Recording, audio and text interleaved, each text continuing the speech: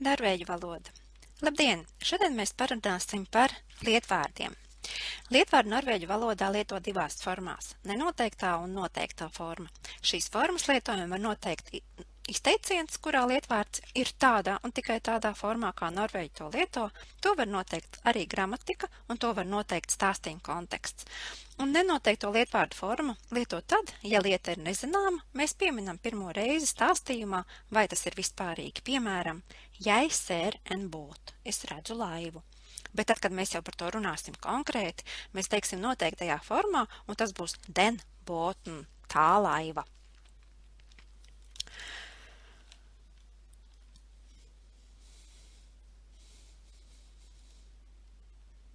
Tātad atkārtošu vēlreiz. Nenoteikto formu lieto tad, ja lieta tiek pieminēta pirmo reizi teikumā vai stāstījumā, vai tā ir vispārīga, bet tad, kad mēs jau runājam konkrēti, tad mēs lietojam noteikto formu un konkretizējam lietu ar noteiktajā formā.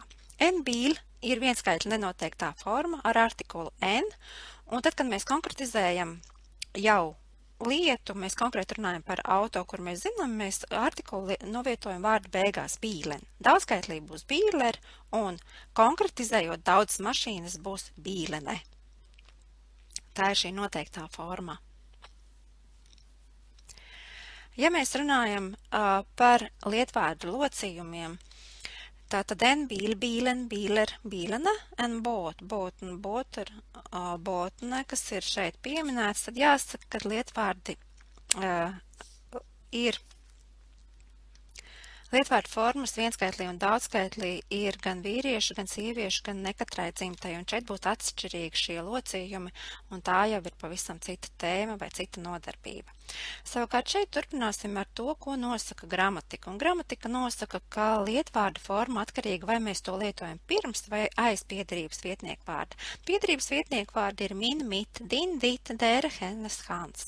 Un aiz piederības vietniekvārdi ir nenoteiktā forma, bet pirms piederības vietniekvārdi savukārt ir noteiktā forma.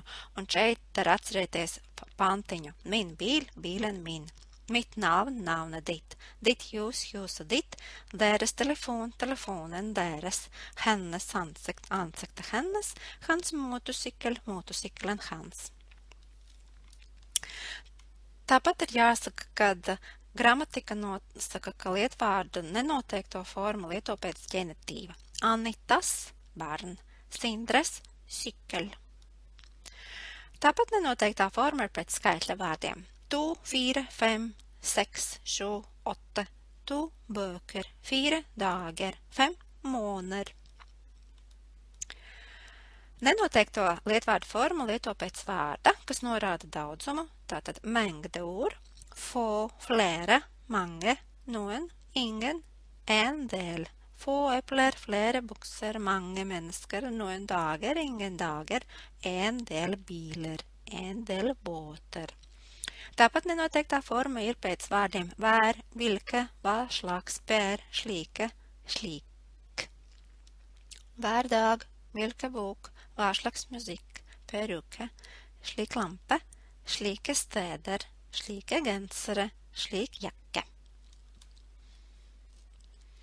Pēc vārda hele nenoteiktā forma ir tikai vārdam verden, hele, verden. Pārējie lietvārdi aiz vārda hele ir noteiktajā formā, un tas ir hele dagen, hele tiden, hele sommeren.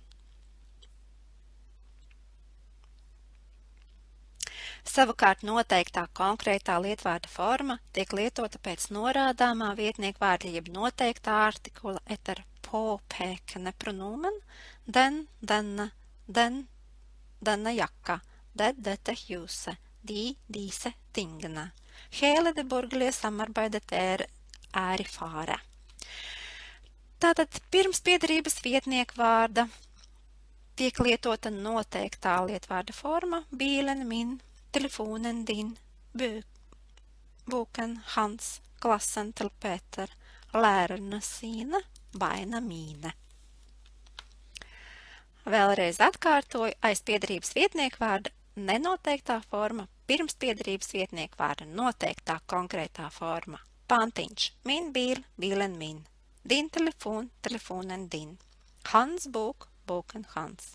Min bil, bilen min. Min, bil, bilen, min. Min, bil, bilen, min. Noteiktā forma tiek lietota pēc daudzuma vārda plus, prievārdiņš av, etermengdūr plus av, flēre av buksnā, mange av studentnā, tu av sønnena. Atceramies, aiz daudzuma vārda ir nenoteiktā forma, bet aiz daudzuma vārda plus av ir noteiktā. Flēre av buksnā, flēre av bukser.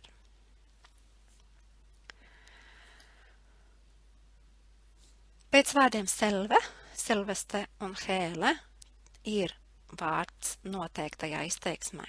Selvehjuset kanskje ikke så bra, men terrasse fantastisk. I dag det selve dagen. Selveste parasti saka par personu, kas ir augsta ranga. Selveste kongen var til stede. I morgen skal vi hilse på selveste konge.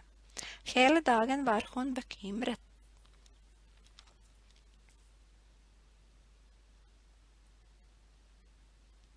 Ja nav nekāda gramatikas likuma, kas nosaka, kādā formā jālieto lietvārds, un tas nav arī norvēģu valodas izteiciens, tad mēs paši atkarībā no konteksta izlemjam, vai ir jālieto noteiktā vai nenoteiktā lietvārda forma. Tas ir tas, ko es jums pieminēju pašā sākumā. Par lietu nezinām, mēs vispārinam, tas ir nekonkrēti, nekonkrētā forma. Esam iepazinuši, ir konkrētā forma. Taču ir jāatcerās, ka norvēģi daudz lieto izteicienus.